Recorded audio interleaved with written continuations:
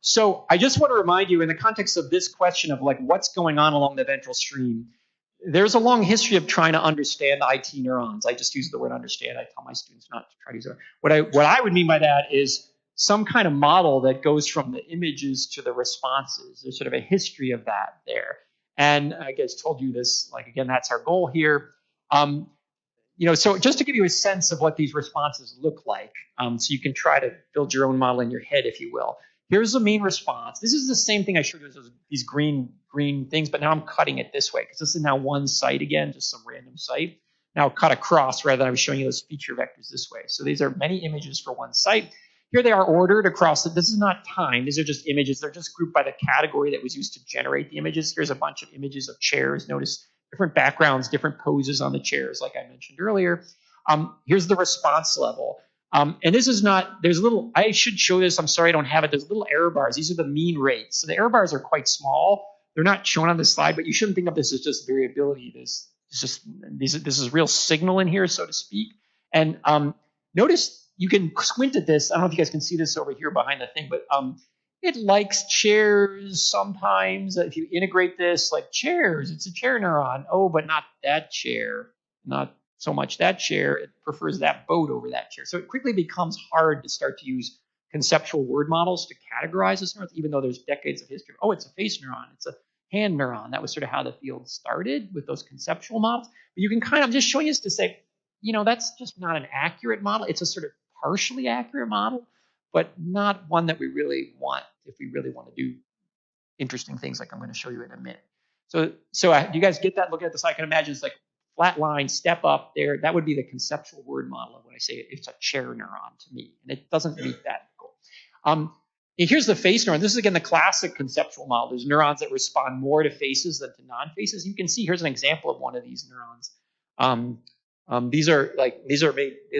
Nancy Canwisher's done beautiful work on showing they're clumped in humans, and Doris Sau showed this in monkeys. And so there are neurons that have this property where they're just responding much more to faces than to non-faces. But notice it's still not fair to call this a face neuron because there's like some images where it just doesn't like the face and it likes some cars better than faces. This is also long known that these are insufficient models to just call it a face neuron. Okay, here's V4. That was IT. This is V4. Remember, V4 is an input to IT. Here's the same kind of image plot here. I think there's less images why this looks a little less fine here. This you can't even squint at and call it a chair neuron. It's just sort of random sort of points in image space which somehow drive the neuron. So something about the features on the image are driving this. What features? Some complex edges, right? You probably know there's a long history of people trying to build hand models to explain this in these intermediate levels. But to explain the neural mechanisms of recognition behavior that I said could be described as linear decoders on IT, we must at least, as a science goal with engineering tools, be able to accurately explain these neural responses. That is, to have transmittable models that predict for each image what the response is going to look like for any new image. And you see those conceptual word models just aren't going to do that. You can already sort of, in some sense, reject them by just looking at those kind of plots I showed you. Okay, but we didn't start from zero. When I say we, I mean the field. The field, knew a lot about these earlier areas. So you probably know about visual area V1 is reasonably well modeled as sort of Gabor-like filters operating on different parts of the image, like this one operating on this spatial location in LGN, which corresponds to a spatial region of the visual field, maybe driving that neuron in V1 to be like that oriented filter. These are textbook models of V1. I hope you guys are sort of familiar with this idea. Different spatial frequencies, different orientations. And by the way, if you have a neuron that tends to be like this, you imagine a whole set of them tiled across the visual field. It's sort of textbook 101 for vision neuroscience. Anybody know what that's called today in a neural network? When you do the same operation at multiple points, that's executed as a convolution for engineers, so convolutional neural networks are not new to neuroscience. I often say neuroscientists say, oh, it can't be. Brain doesn't do convolution. It's not that it's doing a convolution. It's doing a parallel operation that's effectively a convolution, right? But a lot of neuroscientists don't get that idea, but I'm pointing it out for you guys. The idea of convolution is embedded in all of the history of neuroscience. And when they study one portion of the visual field and another, they're sort of assuming there's a sort of similar representation across space, which is essentially a convolutional operator if you're going to implement that. Okay, so I'm pointing that out. Okay, you take a different type and you kind of do the same thing. That's a different filter. And these are standard textbook models of what might happen in V1. You got a linear operator like this, like a Gabor, maybe some nonlinearity output like a rectified nonlinearity like this one, and you might have a normalization circuit here as well. This is kind of standard even in the 90s or even now. These are still standard models of V1. And these are approximations of the biological mechanisms at single neuron level. So we're using, these are mechanistic models, neuroscientists would say. And notice these mechanisms are the kind of things, this level of description is what's built into the models I'm going to show you next, which are convolutional neural networks. Okay, I've sort of pointed this out along the way implicitly. Notice I didn't just say there's one area, there's a set of areas. I said we know that from neuroanatomy. So there's a so-called deep series of areas. There is a long-standing notion that there's a sort of similar operator happening at each level. There's a notion of, hey, the responses happen quickly. I showed you 100 millisecond latencies here. There's a notion of distributed codes, not just single neurons being responsible. These are all kind of long-standing ideas from science in many labs. And if you look at this set of ideas and you look at them together, you should be thinking, well, isn't that just a CNN?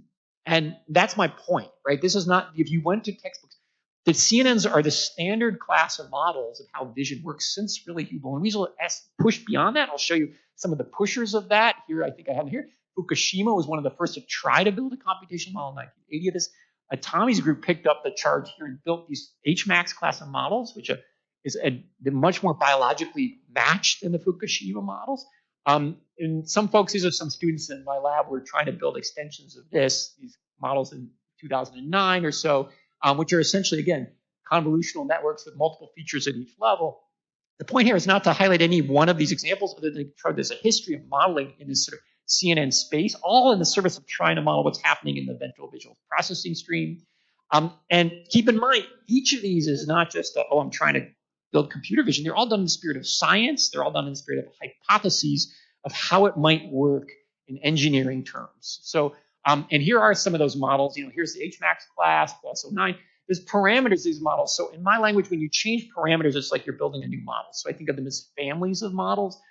There's these kind of early V1, V2-like models I mentioned, HMAX class, plus 09, many others that you could say are all in this sort of specific ANN model, and usually in a convolutional ANN model family. Again, mostly motivated from neuroscience in the service of science. And unfortunately, even though these are all scientifically motivated, all of these hypotheses were inadequate as models of the thing we were trying to understand. Now, you probably can already guess in what sense do I mean that they were inadequate. Anybody want to guess what I'm going to say next? What makes them? Oh yeah, go in the back. That's right. So I said, hey, there's these complicated neural responses. The model should predict that. So they're motivated, inspired, and they do cool stuff, and that's interesting. And they predict some of the properties of things like IT, but trying to predict at the level of the responses of individual neurons to humans, we're not so good. And let me sort of show you. Again, I'm beating up on one of our own models here. This is not a sort of beating up any, but this is models that we built here that we thought were pretty decent, but they're not so good at predicting neural responses. And here's how we quantify this. So fraction of visually explained neural response. So remember those squiggly line plots I showed you? You're trying to find a model that actually predicts those up and downs across a set of images. This is for cortical area V4. Here's a set of models at the bottom. Each of these is a different model. Let me tell you how we build these. I'll show you how we build them in a minute, but I'll just give you a sense of, here's a V2-like model, which is a set of V2-like neurons trying to predict this individual V2. So, and what we're really doing is we're taking that as a basis set. We build a regression onto the observed V2 neuron with some images, and then we test on held-out images. And this is the test of the held-out response fit, and the black is the data that I showed you earlier. It was complicated, and the red is the actual prediction of this model. And this is captured in terms of quantified fraction of explained response variance. 0 means you're just guessing, and 100% would be perfect. And this all is for new images, so we're not fitting data and just sort of lookup tables explaining this. We're trying to predict on new images, so that's predicted. And that you see these models, none of them were very good here at predicting V4. They were above chance, but they were not that good. And cortical area IT also not very good, in fact, a little bit lower. Okay, and then the field had a bit of I call it a collaborative breakthrough in around 2013. This was supposed to be before the break. Well, we're in the break, so you're not taking a break now. Here's what it looks like. I should also remind you for the aficionados, this level is noise adjusted. So this isn't we're just got to fit the noise. This 100% means we've already taken care of whatever noise we have in the data. So I think the underlying problem of these models, if you think about a big CNN, like that V1 model I showed you, if you're going to go try to hand design that model, there's a whole bunch. Every time I build another layer and I have a bunch of features in V1, I got to build a V2. I have to tune up a whole bunch of parameters of how do I build the V2 neuron from a set of V1 neurons, and how do I tune the normalization? How do I tune the ReLU? And I got to have how many? I got to hold a bunch of features of V2, and then I got to do it again in V4. And I got to do it again in IT. So trying to hand design that, a bunch of parameters, was really, really hard to get right. There's a lot. My point is that there's a whole bunch of free parameters in these model families that are just not determined by the straight up neuroscience data. It's not like these recordings from V4 say, oh, you should build this many V4 filters and they should be this way connected to your V2 filters. The neuroscience data didn't really tell us that directly. And so one of the kind of breakthroughs was the field started to figure out, and this was folks in my group that were doing some of this work at the time. This is Dan Yeamans, who's now assistant professor at Stanford, and Ha Hung was a graduate student at the time. One of the things that we figured out was to start to take this class of models, like the HMAX class as an example, but these general ANN models that had a lot of parameters still to be tuned. Notice this is just a feed-forward convolutional ANN, which again was the base class of the field, as I mentioned, motivated by a lot of architectural and functional constraints that I briefly outlined for you. This is the scientific core class for us. But the breakthrough came when you say, let's get this thing to actually do something. So start to think like computer vision scientists. Oh, yeah, so you're asking about this number here. So that number is like, you can ask a neuron how well it can predict itself. That, by the way, might not be the actual true 100% number, which is a deeper question, but that's what's on this plot. So you can't expect a model neuron to fit the biological neuron any better than the biological neuron can fit itself. That's an estimate of the noise in the data. And the more reps that we collect on the presentations, the higher SNR we get, which is why I mentioned earlier, we get lots of reps to try to boost that number up. Make sense? Okay. So, so here we got these kind of core class of ANN models. The big kind of collaborative breakthrough came when people started to use these ANN families, which had existed in neuroscience. I mentioned HMAX, I mentioned Fukushima. They existed for a while. We started to use them, and I say, and to do things that were just do correct tasks like core recognition, be able to identify an object over changes in position and scale and background and so forth. Get it to do the thing that I said at the beginning was the behavior of interest. Now, if you think about that, that's kind of being a computer vision engineer, right? Doesn't feel like being a neuroscientist. You're like, oh, I'm going to be a computer vision engineer. I'm going to take this class of models and just optimize it to do this. And it turned out, we had a whole lot more compute. We had a lot more images. We had, abilities. We had, we still had backprop. There were some other tricks here along the way, but basically ways to optimize all these parameters here with engineering tricks, again, by hook or crook. I'm not going to talk about all of them. To just get this class of architectures to start to find a parameter setting that actually does something useful in this regime of identifying objects across the brain. That's sort of the big picture view on what was happening.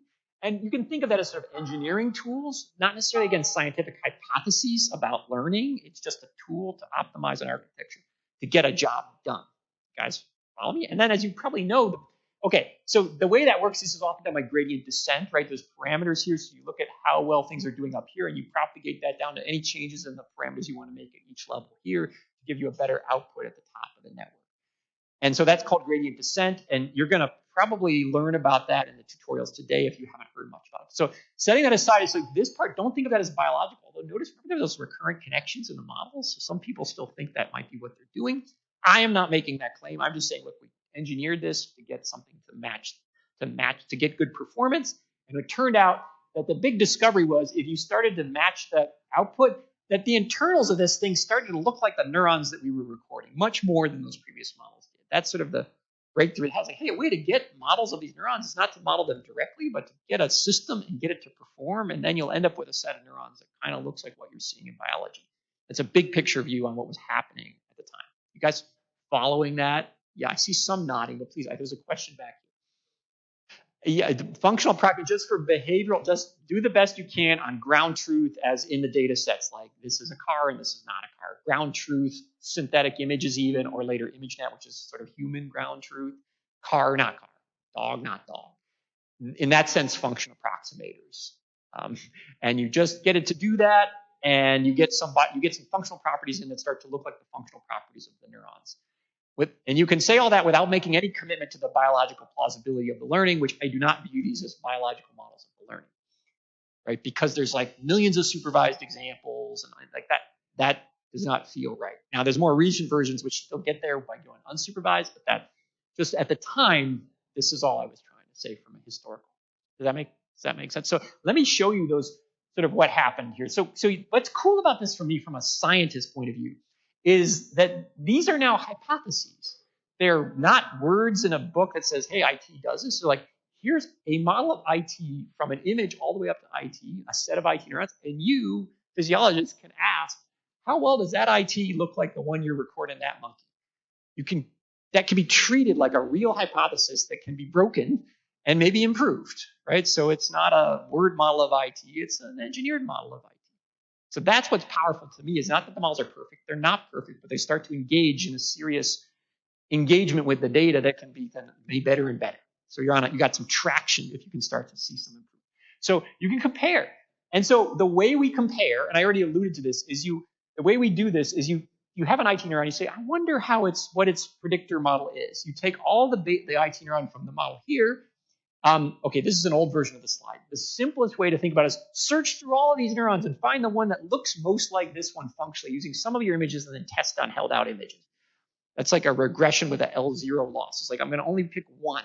But really what you do in practice is you say, I'm going to find a set of them that as a linear combination best predict the response. So a set of these neurons in that, and then ask how well it predicts. Notice here already getting into deep questions about like, how does one monkey predict another monkey?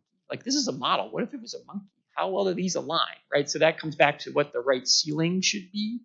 I'm sorry, that's a bit of an aficionado's detour, but you guys get the idea that you have a basis set that can be computed from the image. Any image, you get a pattern of response out of these simulated IT neurons. You can ask, if you use regressor to say, I'm going to predict each IT neuron, how well does that do? You can train it on some of the images and you test on held out images. So you're just doing a linear regression from a nonlinear basis that up here. That nonlinear basis was derived from an optimization to try to get a job done in an architectural class. Am I saying words that are too, should I slow down? I feel like I don't know if I'm talking past you guys or not. So please, it's okay if I am. I'm happy to try to rephrase. You guys with me? Okay. Well, yeah, I would push back on there are no constraints, and that's why I introduced the class, right? So it's a convolutional class. That's a strong constraint. There's sort of a set of number of layers. It's sort of in the rough thing. There are sort of loose architectural constraints in there. But you're right. It didn't have to be the case that you optimize these and you fit better. I have a slide on that next. There's no guarantees. In fact, I don't think it's true that you just keep optimizing in some ANN class and you're going to get a perfect copy of the brain at the end of the day. That can't be true forever. It just turned out to be true at this moment in time that if you did this, you actually popped out that it was better. So, but I'll show you actually a trajectory of the breakdown of that as years have progressed since this original result. So your point is true, but I still want to say this, it didn't have to be, but that was kind of why it's interesting, because it turned out to be. And we can debate how many constraints are in here or not. I'm just kind of giving you the empirical setup here, like what happened. I see a lot of hands. Maybe should I go through a little bit and then we can maybe take some of these. Yeah, okay, again, just to ground everybody on the same page, then you can now ask how well it predicts. You might notice this red model looks a lot better than the last red model, but you can also notice it's not perfect, right? I'm the first to say these are not perfect models of IT, but they're better than the other models. So, and we can quantify all that, and we did, and okay, here's the face neuron, and not only is it saying it's a face neuron, but it says which faces it's responding to. That's pretty cool. These are held out images. Right, so it's not like, oh, I didn't fit this, right? Does it fit on some other images? Like, look, it does that, right? That's like not just a face neuron. This is what it does, right? So should I call it a face neuron or not? It's a function, a nonlinear function that we now have in our hands, and that's cool. And okay, this is back to the question. This was the spot set up from this is the Yeaman's paper in 2014. Each dot is a network, a set of parameter settings on an CNN class, which is what's here. And then some of these example models I showed you in the literature. And I like to think of this as like, this was the goal. This is one of our goals as scientists, is to match the IT neuron responses, to predict them. And then this is a recognition task, which you could do as a behavioral level goal, or maybe a computer vision goal, or maybe an engineering goal, depending how you like to think about it. And what was being done is the field was optimizing models. And at the time we had a model that was in this paper that was better at this, and it turned out to be better at that. And that didn't have to be true, but it was. So its internals looked more like IT neurons. I glossed over the fact that we're fitting individual IT neurons, and we just give you the median score on all of them. That's sort of what's on these plots. It's like the average goodness per IT neuron, even though there's many neurons being tested. And this is kind of a cool cycle. Okay, this inspired that, and this led to that, and then this is better, and now how do we kind of keep this running? A side point is, this is just what was just asked. Could you just keep optimizing and then they just get better and better? And I said, that probably can't be true forever. And I'll actually show you the plot. Here's a more updated plot. That plot was sort of this regime out here. Then, the ImageNet breakthrough kind of was around 2012. This work was done around 2013. So that was when computer vision started to respect ANNs, around 2012. Then, I don't have the years on this, but, that's sort of around here. Well, here's AlexNet, 2012. The cool thing was, even AlexNet was a better predictor of the IT neurons than the models we were building in our own lab. Even though we were trying to be the scientists, it's like the computer vision engineers were producing models from the same class that were better as predicting the IT neurons. So that sort of speaks to the, the replicability of this. It's not just us telling you, oh, actually, that's a better hypothesis than the one we had created in our own group, which was that HMO model from Yeaman's I showed. But then it continued. That's AlexNet. Look at, they got computer vision keeps getting better on their ImageNet performance, which is an object categorization. And then these models look to us to be better at predicting V4 and IT. That's what's on this axis here. And then you look more recently, this paper's a couple years old. It's like, well, maybe it's now, so now they're eking out a few percentage points on this. And you can see it's like, now it doesn't look like it's going up. When you zoom in, it's like, well, maybe as a macro trend it went up, but it's not clear that it's going up. It doesn't feel like it's going up anymore. Now it feels like it's going sideways or maybe even down. Okay, so there's an end reached here by optimizing within this class for at least this particular task to the point that was just made a minute ago. Let me just, okay, let me stop there and then we'll take questions. So this is history. This is like 6 years old now. What, 2014? 8 years old? Okay, go ahead. Yeah, I think there's some of that, which kind of convergent evolution, but it's also that, remember, these models are not perfect. So they're just in a space that's close. I don't think there's only one solution for sure. It's just there was room to optimize models from the base architecture class that neuroscientists already had in their heads that, yes, followed that trend. That's how I think about it. But again, I don't think this is, and I'm not a black and white guy. You hear me say this many times. I don't think that this, you continue and there will only be one answer. I mean, you put different architectural constraints, there'll be a different answer. So the scientists in me would say, well, we're just trying to get the architectural constraints lined up with the functional goals. And this is just a way of implementing hypotheses of how evolution might have been selecting models is one way to think of this. Although these are not evolutionary mechanisms, they're just like solutions that evolution could have found in the architectural space that it was working.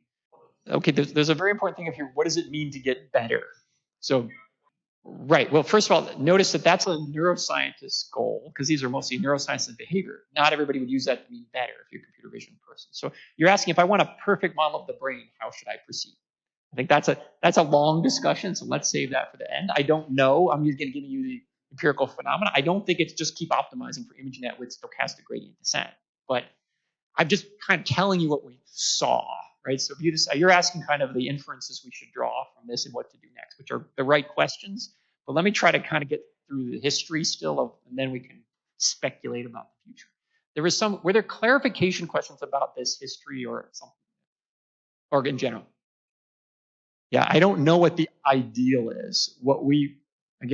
Ideal is like in the eye of the beholder. What we presented here, what I presented to you so far was like a kind of a map this basis onto these neurons, which I don't like in a way, because that's a sort of a one way. At some level, you can imagine the models just get a big basis set, and you get enough images, you can regress to that and probably do okay, right? But you want to really sort of one-to-one. You want the models to have a bunch of extra baggage in them that the brain doesn't seem to carry.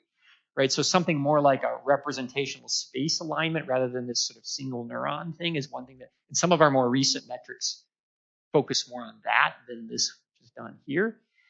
But I think there's a kind of a lurking question for scientists about like what they expect or what they believe about like whether IT is IT in one monkey or in you and me, and what does it even mean to say we have a model of the ventral stream or of IT is in that question, right? Because even if I take ANNs and stuff out of it, if I just say, what are we after as a field?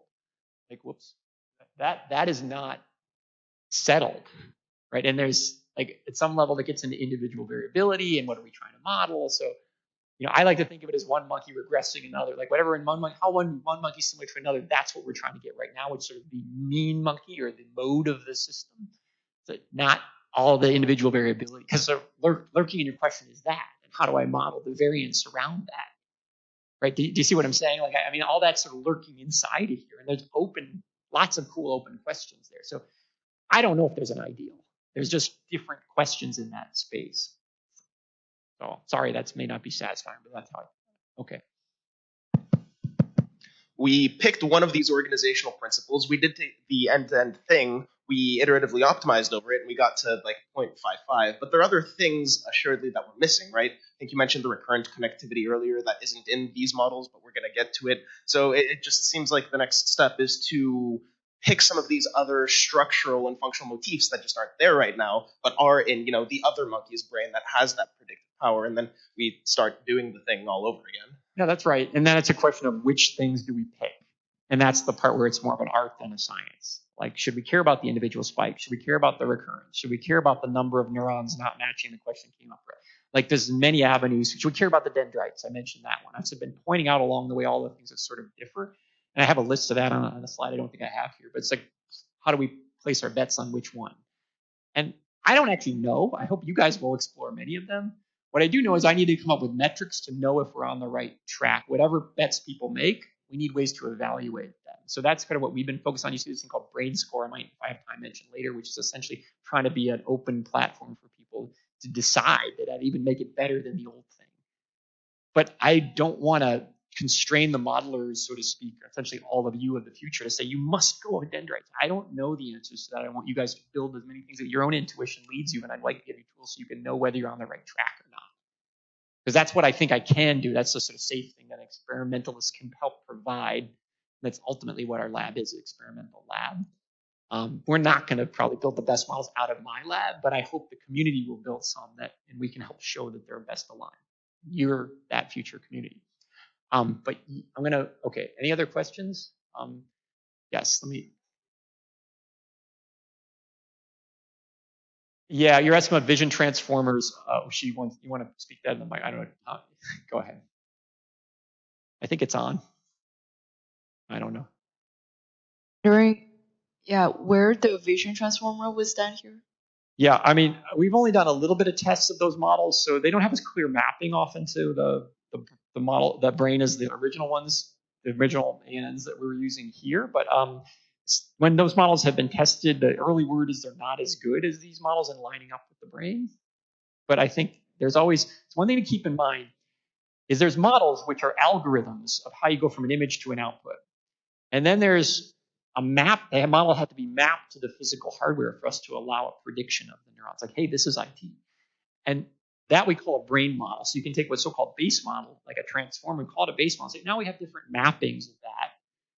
And that itself is a process, right? That makes an official mapped model, so-called brain model. Without that, it's just an algorithm with parts and, quote, neurons. They're not IT neurons. They're just units.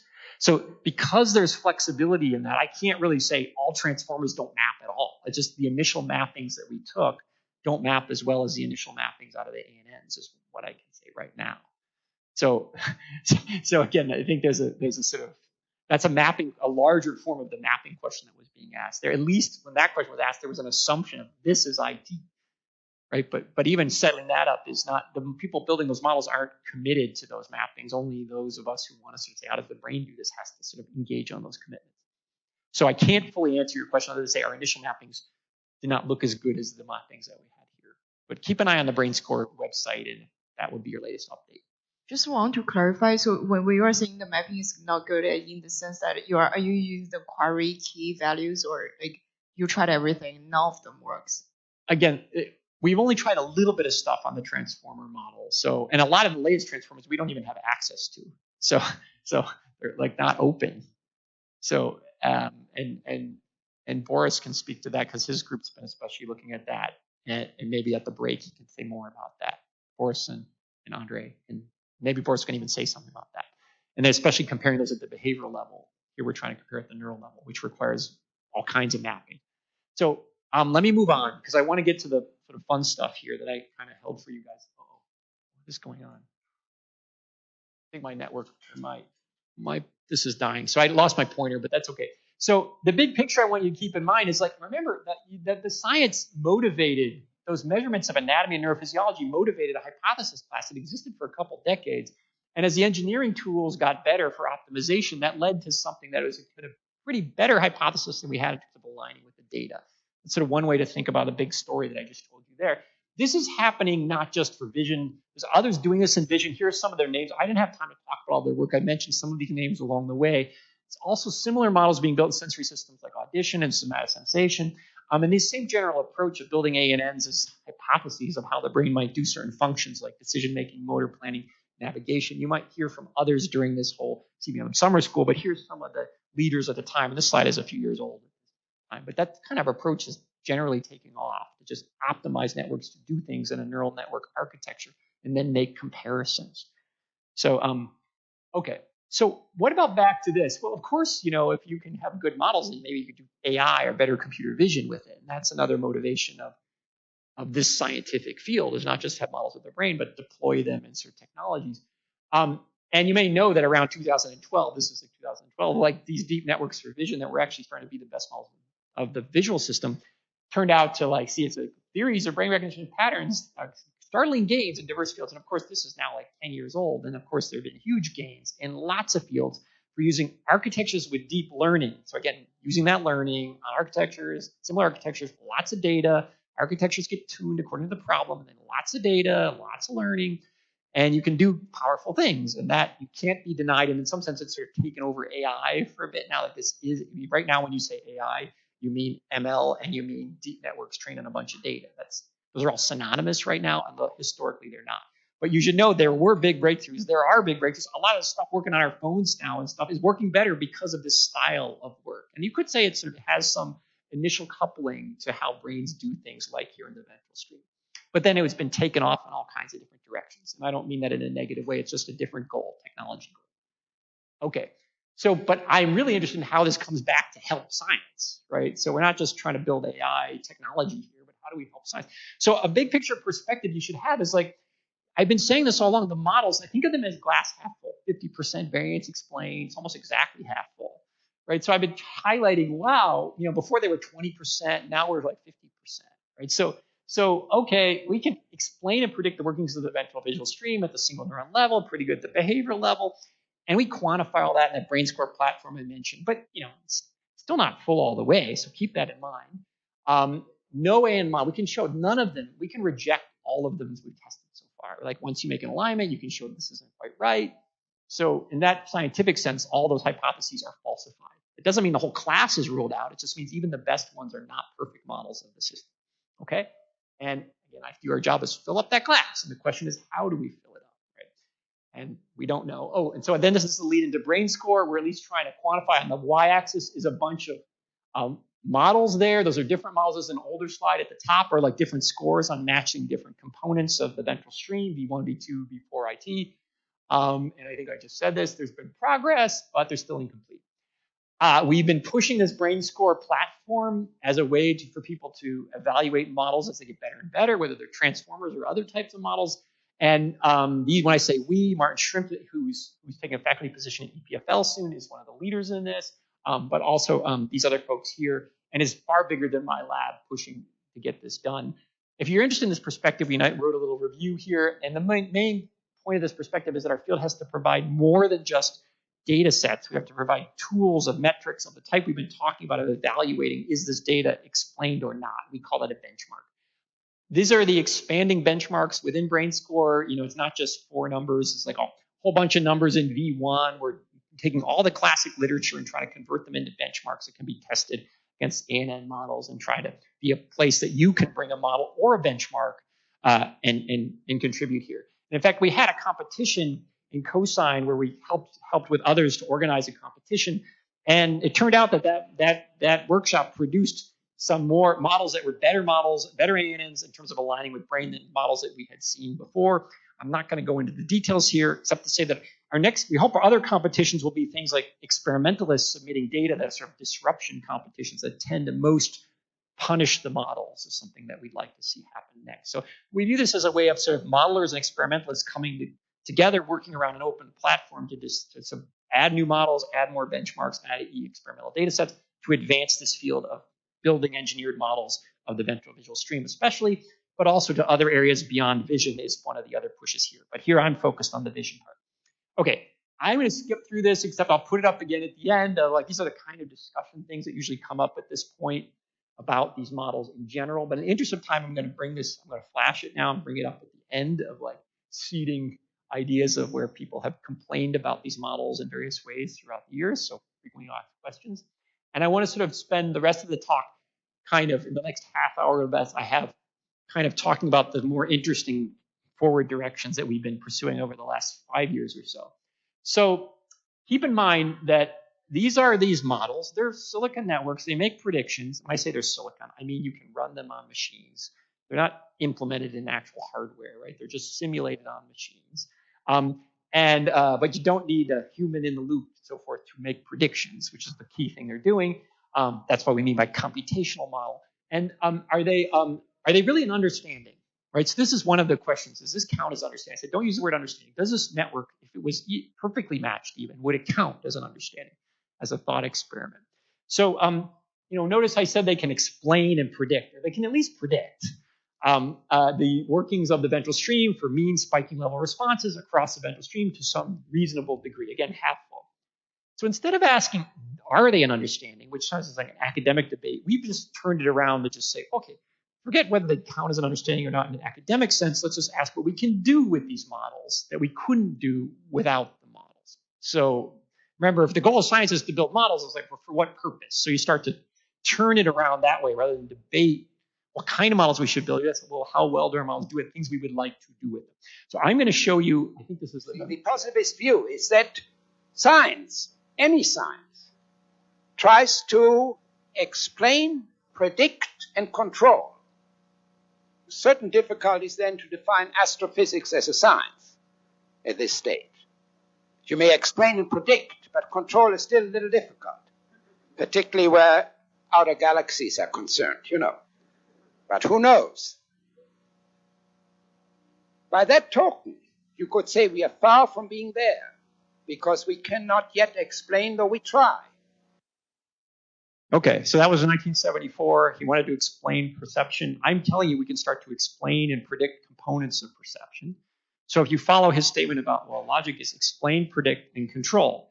So control means, so this is one aspect of why scientists build models, and we start to say they allow us to manipulate the world or the future states of the world. So if you think about these models, what they are a mapping from pixels to internal neurons to behavior, right? So their control knobs are naturally pixels. So the question is, these models should allow us to start to design pixel situations that manipulate the neurons and the resulting behavior in predictable ways that we couldn't do without the models. That's the sort of mapping to the control statement for these types of models. Notice, by the way, if we made the models that they had genes or molecules, like all the way up to the behavior, then I could phrase, maybe we can do CRISPR modifications to each of our brains, and that would be different control knobs to then manipulate the genes to then manipulate the behavior. But these models at their level of abstraction are pixels to neural responses to behavior. So their control knobs are pixels to neurons or pixels to behavior. You guys with me? This is just sort of philosophy of scientific modeling. Okay, and that's what Teuber said. Okay, you can explain, predict, and control, but even astrophysics, well, we can predict, but we can't control anything. But here we can explain, predict, and pixels, we can control pixels, right? So we've got commodity hardware to control pixels. So let's do it. And so when I say we, this is, again, Ko I mentioned a couple times. He's here. Maybe if you guys have met him. Puya Bashavan. Ko is faculty at York, by the way, and Puya is faculty at McGill. These guys did, when they were postdocs in my group, they did this study here, which in 2019 we called neural population control. And I'll just sort of take you through the sort of idea for us was like, well, let's stop debating these models as to whether they count as understanding. Let's just show that we can do stuff to the neurons that we couldn't do without them. So what they did was to take our best model at the time, and there it is at the top, and they said, okay, this is now a model of we took the V4 level because we just happened to be recording in V4 at the time, no other reason than that. And we thought it was probably more likely to work than IT, but let's start with V4. And we invert, once you have a model of V4, so you have a base model and you have a mapping. So the regression is what that dashed line, I'm sorry, my pointer is dead. The dashed line is the regression to V4 here. And you have that for every single V4 neuron that you're recording within an array, which is illustrated here. And if you sort of say, look, I want to set one of these neurons on fire. I just want to make it fire a lot. Or I want to make one neuron fire a lot and all the other neurons stop firing. That's like what we call a control goal. You guys, with me, I'm just going to hand of God declare that as a goal. This model tells us, okay, if that's your goal, let's work back through the pixels in the model and sort of say, here are the images you should use to cause that to happen. Now, when you test those images, which is what we did, you can do that as a scientific experiment, it's a prediction and a hypothesis. Or you can say, it's a clinical application if I knew that those V4 neurons being high or low was somehow useful clinically. You guys with me? You could view it as an application or science. I don't know which, but it's both, right? So it's science, it's a model underlying that kind of idea. So they tested it, and so they used the models to design precise patterns of light energy through the eyes to try to set different internal states of the brain. And I'm using these kind of terminology to say, like, the pharmaceutical companies use the specific molecular makeup to try to manipulate your neurons into a brain state, right? So this is just a different control knob into your brain, if you will. And okay, so this is the model. Here it's just trying to set one V4 neuron on fire. It's like this particular neuron says, okay, I'm going to start with a random image, and I want to reactivate this neuron. And it's searching through an image space to find it. So you're using gradient techniques because you have a model to search through pixel space to find something that best activates it. And the summary is that in this paper we found we could do pretty well. Let me sort of show you how that looks here. So on the x-axis is a model V4 neuron and its predicted firing rate from a model of that V4 neuron. This is all on held-out images. Remember, the model's mapped on some image, and these are the predictions on held-out images. And the actual neural firing rate of this one V4 neuron is on the y-axis. And remember, V4 is the input to IT. Each dot is an image. Like, see all the dots lie in a line? Is that surprising? Should that be? Is that surprising? Shouldn't be surprising, because this is what I've been telling you this whole time. It's just plotted in a different format. Remember the red and black? This is just now in a 2D form. This is like, hey, the models are pretty good. They predict which images are high and which images are low. They're not perfect. You know, half explained variance. This is a little higher than half. This might be like 0.7 in this case. I can't remember. But you see, that's basically a summary of the earlier story, this plot here on one example. But now we're doing this more interesting thing, which is like, well, the model should be able to drive this neuron up here now on fire, right? It's like, well, I'm going to make something that the model neuron is going to predict is going to super activate me, and then I'm going to actually test it on the see if it actually super activates. You guys following this? Yeah, okay. If the model's right, it should be able to do that, or at least tell us the limits of when we can't do that. And so this we called super activate or stretch, drive any single neuron type beyond the maximum response observed thus far. Notice here the maximum is sort of an arbitrary search over natural images. It's just, here's a bag of natural images. And so, but the model's like, okay, can I beat that? And here's the images it came up with. We let it start from different start points of those in random pixels. And then here's 5 images it came up with. Notice they're not the same, but somehow they're the same, but not the same. They're pixel-wise not the same, but kind of like perceptually, they're like similar. And okay, and then here we go. How we do? Oh, okay, 6. Okay, so I look at that first and the glass half full. If you look at those red dots, they're all above the blue dots. So it's like higher than they've ever driven it before. But I'm looking at it, they're off the diagonal, right? So they should be on the diagonal. So this is exactly what half full and half empty looks like, right? It's like pretty good, better than we could do before, but not where we want to be, right? Because I want to be on the diagonal. Okay, but still cool, right? So this is, if we only had a better model, we could do this better, right? So, okay, we thought that was pretty cool. But then what really gets me excited is this version. That was a single neuron. Now you say, well, what? Remember, vision works on populations of neurons, not individual neurons. That's like a parlor trick. Here's a population. Now, we can't record all the neurons, but here's a bunch on an array. There's 38 neurons. Here's an arbitrary control goal. Set neuron 12 on fire. Turn all the other neurons off. Like, that's the control goal. It's a harder goal, right? It starts to feel, even if you had a conceptual model of the neuron, it's really even hard to manage this without a computer, without a model, right? You could have to think about every neuron and make it all work. But the model can do this for us, right? It can sort of try to find some pixel arrangement that makes this true, makes this neural state achieve. Now, keep in mind, these visual receptive fields of these neurons are overlapping. That's what's shown in the upper left. So this is not a matter of like putting energy into one part of the visual field and sort of like simple versions of control. It's like, okay, they're all responding to the same region. I need to be clever with the pixel arrangements within that field and see if I can get it done. You guys following this? Okay. Here's what you get if you search through, again, the natural images we presented. It was like something like, I don't know, Co will remember. I can't remember, like 100, 300 images. Co will correct me. Look at it. This one is the one that was best driving neuron site 12 and least driving the others. So it's actually sort of qualitatively in the right direction. 12 is higher than all the others. But there's all those activations on the others. I wish I could be more precise for neuron control, like precision instrument on the pixels is what we're at. And so, okay, off-target responses. That's actually the image to the right, if you're interested to see the image up on the right. And that red line is the receptive field of the average receptive fields you also see on the left. So it's like something in there we think is mostly what's driving all these neurons here. Okay, remember this is V4, so it sort of has some good receptive field structure in it. Here's what the model says. I'm sorry if you guys can't see that back there. It's behind the podium. Can you guys see that sort of? All right, that's not an image that any artist is going to dream up. It's not an image that I could dream up, but it does have some structure that looks a little like the back of that chair. You can kind of see some similarities.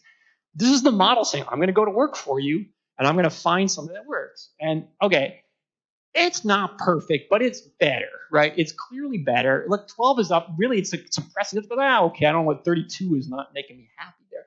So again, glass half full, half empty, right? It's better, and I'm just trying to give you the possibilities of these models starting to unlock. And if they get better, this should only get better in our ability to do this, or at least the model to tell us, that's something I'm not going to be able to achieve. And that's sort of sometimes a science test of a model, the limits of what we can do with these kinds of things. So I see a bunch of questions, and then let's see. So let's go. Well, let's go. You guys haven't. Who hasn't had a chance to talk? Let's go you first because you haven't said anything yet. This is on. Okay. Have you tried to do this for predicting or controlling responsive neurons in other areas besides V4?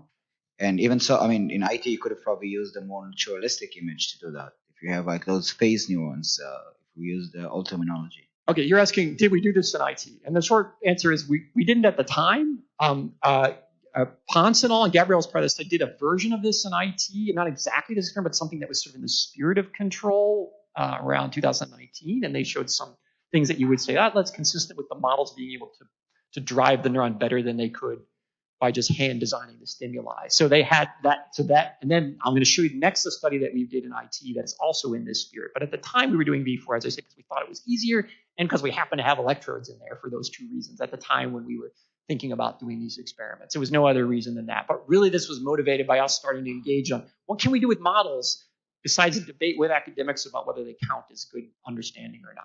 And this was our attempt to see where they were in that spirit.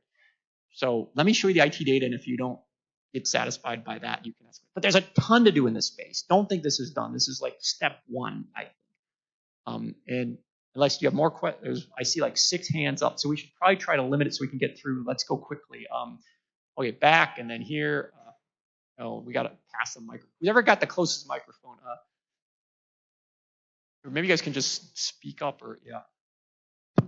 Okay, so considering these are the first two things you guys tried is like super cool. And I'm just wondering, it seems like these. So first of all, if you can't get exactly a step function, a spike function, it might be just that the biological system is incapable of producing that, no matter what you show it, right? So I was curious if you've ever tried to take a naturalistic image, actually one that you already have exact data for in the neural response, and then you ask the system what other images could produce this exact response, which we know already is biological achievable. And I'm curious what kind of images it come up with, because that for me provides a better baseline for what to compare the power of your model, rather than something that we don't even know if it's achievable. So you got a bunch of interesting questions in there. Let me see if I can summarize them. The last one was the natural image. We've done some of that. You'll see in IT. You were asking sort of what people sometimes call metamers. If you look at Simoncelli's work or Josh McDermott in the auditory system, where it's like things that cause us similar behavioral pattern. Here we'd ask a similar neural pattern. Those are in line with invariances, if you think back to the talk. And you could view those as tests of models. We haven't focused so much on that. I'll show you what we're most interested in a minute. But the first question you asked, so I've lost it again already. Oh, are the limits to it? And in fact, that's what I was mentioning. That's sort of, there probably are. In one way, everything I've shown you here was like the model says this is achievable. That was always the question I was asking the postdocs when they were doing it. First, we're only going to show things when the model says it's at least possible, and then we'll see what happens. But just when the model says it's not possible, or where the limits of that would also be interesting tests to show the models in line with the biology. Right. That's what you'd want out of the model. In this case, the model's like, I think this is possible, and this is what we did. Right. Yeah, no, I totally agree. It's just I don't think this is a sign that your glass is half full and half empty. Well, I don't know. Yes, You think it's 3/4 full? I don't know. What do you? Right. It could be fully full. It's just that. No, this is well, no, it's not fully okay. full. These Yeah. models said this should be here, and it wasn't on the line. So in that sense, it's not full. Like that first stretch, Yeah, was I like the agree with model that. says it should be at that Y value, and it was not quite at that Y value. So that's Okay. So yeah. Okay. So model. It says the model. I think it was like these Right. were no close to 0, but I can't remember Right. exactly. I should draw what the model thinks. I will follow up after. Yeah, and especially everything. follow with Co because he's here. He's the one who did this work. So, Okay. Okay. He'll be even know better than I would. Okay, I had a question here, and then maybe one more. Oh, sorry. The y-axis is response of the neuron. It's just in units of z-score because we've normalized the responses to some gray. So those aren't. They're like, you think of it as spikes per second, but it's normalized. 0 is like the response to like the baseline gray, which is like the background firing, or that may, I can't remember what the 0 point is, maybe it is, but it's not 0 spikes per second. These are normalized spiking responses. So sorry, I should have said that. The y-axis is some measure of neural response, and we were trying to achieve a certain measured pattern over the neurons. Okay, yes, one more. So you try to perturb like specific neurons, but have you tried to like do kind of drop connect and see how like the connections between neural sites kind of affect response or like kind of even do some knockout to like specific regions and see how it affects? Sorry, I'm not quite mapping. You're saying something about neural connections, or Yeah, so now you try to perturb like to set some neural site to high activity and like to focus on specific neural sites.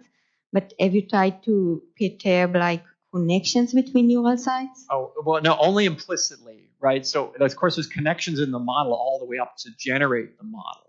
And that's where the limitations are going to come from. Like there's certain things that if I do this, it'll cause something else to happen. And then there will be like states that are not reachable is the intuition there. But there are connections implied in the predictions of the model, but we're not modeling them. The model's trying to capture those, at least implicitly. But in this experiment, we're not caring about them at all, other than if the model says this is doable, which is implicitly limited by its connections. Like that's the only extent that connections are coming into this at all. Remember, this is a functional model of pixels to V4 population activity. And then it's like search through the pixel spaces until you can get V4 into these different states. That's all we're doing here on the optimization. And but these are all interesting questions going forward. So hold that thought maybe for a discussion. Can I just try to move on because we're at 10 minutes left and I would like to show you guys this more recent result that's relevant to this. Okay, let's explore this further. That was 2019. So a way I like to think about what I'm going to show you next is, remember, I've often been saying these are our best models of the ventral stream. Of course, people point out they're wrong. That's the half empty, and I'm emphasizing the half full because somebody has to at least explain you can't just throw them out. So if they're correct, approximations of the model, at least partially correct, what do they predict any new phenomena? And I'm going to show you how we got to a different phenomena here, which is like those of you who know ANN models used for computer vision or CNN models, they are subject to this thing called adversarial attack. Who's heard of adversarial attack? Okay, some people probably not heard of adversarial attack. Who's not heard of adversarial? Okay, maybe nobody wants to raise their hand. Okay, somebody's not, so I'm going to explain it. Right, that's good. So if you put this image up to a model that's trained, and it might be a new image, it hasn't seen it before, it says, oh yeah, that's a terrier, no problem. Good score, accurate. Computer vision's happy. You can design custom pixel perturbations like this one here, where you have access to the model. You say, I'm going to fool this model. I'm going to put this pixel tweak on it, this slight perturbation, and I'm going to get that image. So you see the thing in that image has that perturbation. Can you see the change on the right? That's kind of the point. The perturbations are small, but they're targeted. And the reason this is interesting is because they go, they make the model say something different. In this case, it says church. Like, all right, that people look at that and say, the ANN class is wrong. The whole thing's busted. We got to start over. This is a problem. It's certainly a problem from a technology point of view. And it feels not like what biology does, right? That you don't think that's a church, even though you were pretty sure that was a carrier. So that's sort of implied, maybe these are not the right models. And okay, you're unhappy as a community.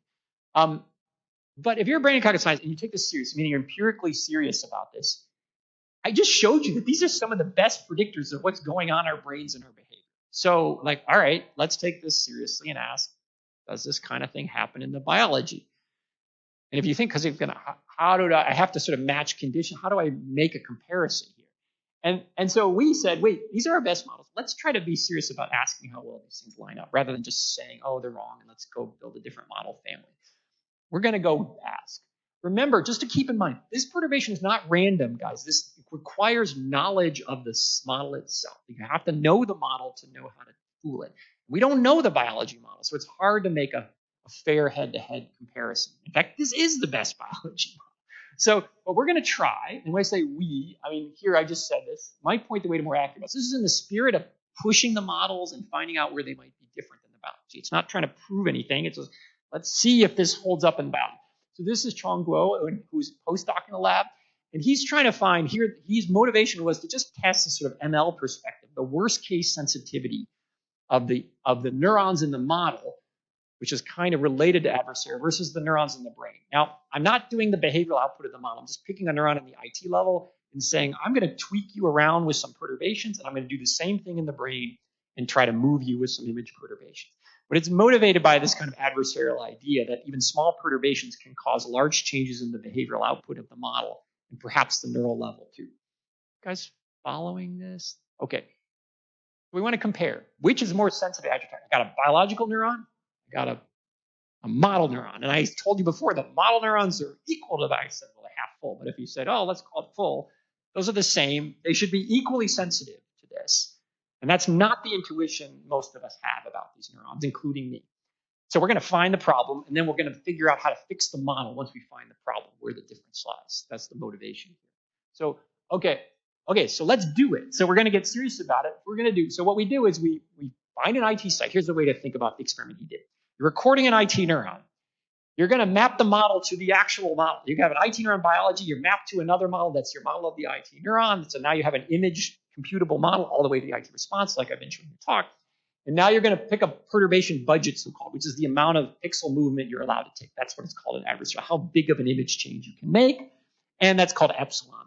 So you start with an arbitrary so-called clean image. This is how adversarial attack works. You pick one and you say, I'm going to perturb it to flip the class. Before I showed you a terrier, and then the epsilon turned it into a church. Here, this is like some crab. And you find, here what we're doing, though, what's different is we're just trying to tweak the IT neuron's response to move maximally from whatever it was within an epsilon budget. So like move the IT response, it was whatever, 10 spikes per second, make it as far away from the current rate as you can with an epsilon limited budget. That was the setup that he was doing. And you see this sort of trying to be connected to adversarial motivation. Okay, that's the perturbation that the model came up with to move the IT neuron. Do you see it? Well, there's the image. Do you see it? No? Okay. There it's 10 times amplified. So it's there. You can kind of see it if you look closely. It's there. Okay, and then he's going to go ahead and he's recording this neuron. Remember, he's recording this neuron, so that's how he mapped the neuron. He's still recording the neuron, and now he's going to go ahead and show it both of these images, the clean and the perturb. Right? And so the intuition is the clean and the perturb for the neuron should be very robust to this, right? It should not differ much in this. But we were interested in what's the maximal differences we can generate with the model in our hand, and how those compare to the differences we generate with the model neurons themselves. So we go ahead and present these, and then we can take a difference measure between them as the measure in absolute value. That's just maximum movement of the neurons. And there's 100 clean images at each side. You have 100 clean images, and we have think of this as the worst case neural sensitivity we're trying to estimate. We really can't get the worst case because it's biology, but we're trying to move towards like a lower bound estimate of the worst case sensitivity. And he did it for 21 sites. It wasn't just one neural site. And then you have to worry about some things when you make comparisons of models and brains. Models have units that are arbitrary scalars, and brains have spikes per second. So we normalize the response by the amount of movement that you get over a set of distribution of natural images. So there's a dynamic range of each a model unit and a brain unit, so we can make head-to-head comparison. If these details are boring you, don't worry, because this isn't even the most interesting part. It's just some setup to what I'm going to show you. Biology versus model now can be directly compared. These numbers can now be compared, we think. And here's the plot. So here's perturbation budget. This is the amount you're changing the image. There's a small, that's the epsilon range, which is adversarial usually done, very small amounts. There's a random pair of images, how far they are. So this is the log scale. So you're making very small image changes here. If you took old model neurons, like some of the models have been showing you, like ResNet 50, it's very sensitive to this, which is on the y-axis. So that's a measure of the individual neuron sensitivity of ResNet. If you take adversarially trained models, which are actually our best models of IT, I didn't tell you what that is, but these are our leading models on BrainScore of what the visual system does, which is itself an interesting story. Adversarially trained, just think of it as like another model trained with some other fancy optimization technique. Think of it like that. It's much less sensitive to this. This is why how it was designed, was to just try to be less sensitive to this. That's what it's doing. You can see it's less sensitive. But now the question is, where's the brain? Well, you can probably tell the brain because I wouldn't put it on the plot. Here's the biological neurons. They're actually right in the sensitivity range, not of the old models, but of the more recent model. So the summary of this is that the neurons themselves are about equally sensitive as the neurons of the leading models of the ventral stream and some of the best models of computer vision, which are these sort of adversarially trained networks. So that's a sort of comparison. They're sort of in the game. It's not as if there's a whole bunch of sensitivity in these models that doesn't also exist in the biological neurons. Now, let me unpack that for you, because this is where it gets interesting from a neuroscience. You might say, okay, Jim's giving me some plots about this. Let me sort of make that qualitative for you. That's what I just said. Remember, these are the epsilon changes here. This is what they look like. So you can barely see them, right? So those are still imperceptible. They're actually perceptible if you look closely, especially on the right, you see some blocking on those images. So you're in a sort of barely perceptible regime. This value of 1 on the sensitivity, if you were following along briefly, I said earlier, I was normalizing by the natural range. So 1 is sort of the normal movement range of the neuron. Look at how I move that biological neuron, this is an IT neuron, up into ranges of 2 and 3, which means I'm moving it, Xiang's moving it more than its natural range with a very small perturbation budget. So let me show you that, unpack that so you can make it more concrete. This is a preferred response. This looks like the rasters I showed you early on in the talk, right? See the top? Those are images that this neuron tends to like. If you just call it a whatever gauge neuron, you search your bag of images, you get an average bag of stimuli that it likes. See all the spikes coming out of that neuron in the normal latency range around 100 milliseconds, just like the plot I showed you earlier. There's some least preferred images. These that happen to be some kind of dog. See, not so many spikes. Okay, this is like neuroscience. That's what I've been tracing. But now here we go. I'm going to perturb it. Epsilon 2.5, targeted at this neuron. Now, to you and I, that looks almost identical. It certainly doesn't look like a gauge. Okay, but here's what I showed you in the last plot translates to an actual spikes, right? Okay, I just drove that neuron into some, hyperactivated state. Now, your perceptual state's probably like, oh, I still see it as a dog. So there's deep mysteries in here. But from a kind of individual neuron sensitivity point, this is kind of cool. Like there's like lurking perturbation sensitivity within these individual neurons that the models are now unlocking for us. What does that mean? We don't know yet. What does that mean for behavior? What does it mean? But this was like a discovery motivated by this control idea that now is sort of opening up some new thought opportunities for us. And I'm sort of going to outline one of those for you here. You probably have a million questions here, but there's a quantification of that. So around an epsilon of 2.5 to 5 is about when we see a category flip in effect of these neurons. Okay, let me see if I can just, I just show you individual neurons. Maybe the whole population is robust. There's sort of many caveats here. These are foregoing experiments. Maybe your decoder model, Jim, was all wrong. And so there's other downstream mechanisms that make us more behaviorally robust. The brain has other mechanisms, even though the individual units look like the neurons in terms of robustness. The artificial neurons look like the biological neurons. And perhaps the human behavior is not actually as robust. And maybe if I could do an arbitrary attack on each of you where I had full access to the system and I tweak the pixels, like maybe one of you in the room or maybe all of you would be like, that definitely is a church. What do you mean it's a carrier? It's a church, right? I don't have that yet. I don't have your eye control. I don't have the same things that we're able to do those models. I don't have the ability to do that yet. So we can't take that completely off the table. And others have looked at this a little bit. But I think it's some mixture of all three of these, frankly. These are not exclusive ideas. But these are open questions from that study. But I don't want to sort of end with this. I hold this question because I think this is itself maybe a whole set of questions. I wanted to sort of bridge toward what I motivated a bit as we're coming to noon here. I can speculate new strong ways to modulate individual neurons deep in the brain. So I already motivated neural control a bit in V4, and now it's like, oh, maybe there's stronger access than we thought from this kind of experiment. So this, I mentioned some clinical things that we like to dream about. Could we imagine new ways to modulate brain states and maybe improve human well-being with these models? Again, in the models in the service of some usefulness, some public good, not in the service of the word understanding, but some usefulness. So what we dream about here is the ability to precisely modulate brain states from pixel modulations. Maybe your video feed is slightly modulated frame by frame to modulate your brain state. Like that's what we're sort of dreaming about now with these kind of models. And I've shown you, okay, apply precise modulation to your video feed here. I've shown you we can modulate V4 and IT some degree with these models. I'm pointing at these areas downstream, and like I have an arrow to the amygdala, right? That's sort of a emotion-related area. That's one step from IT. So we're very interested in building models that might connect to that, and then might start to modulate that perhaps the ways that's better than you taking a pharmaceutical, but might be a slight modification of your video feed to improve your well-being. This is just speculation and thought, but it's the kind of thing that we can now think about with these models and start to test that we're not able to do without the models. And so possible health applications, again, I call this a superpower. We've tested a little bit in these areas here. And that second one is an ICML paper that I just mentioned, I think is out or soon out. And remember, this is the half full models. If the models get better, this is only going to get better, or at least tell us what the limits of it will be, and some combination of both. So again, always the science modeling is always driving this. We're not just done, let's go apply everything. Those models are only half full. But it's good to think about what we could do if we could fill it up. And some question was already asked. How should we fill up the glass? So let me just end, and then I'll take questions, including yours. So I think I'm near my end of the slide. So the goal of our field is to discover ever more accurate engineering models. And okay, so I'm going to just skip through this. We break models. We current best models. Think about how we can apply them. We use the feedback of the deviations of the models and the data to help we build better models through this BrainScore-like platform, and then we kind of repeat this cycle. This is how we think of sort of science done in this way. And some summary of what I want to tell you today, if you just kind of high-level messages of what I did tell you today.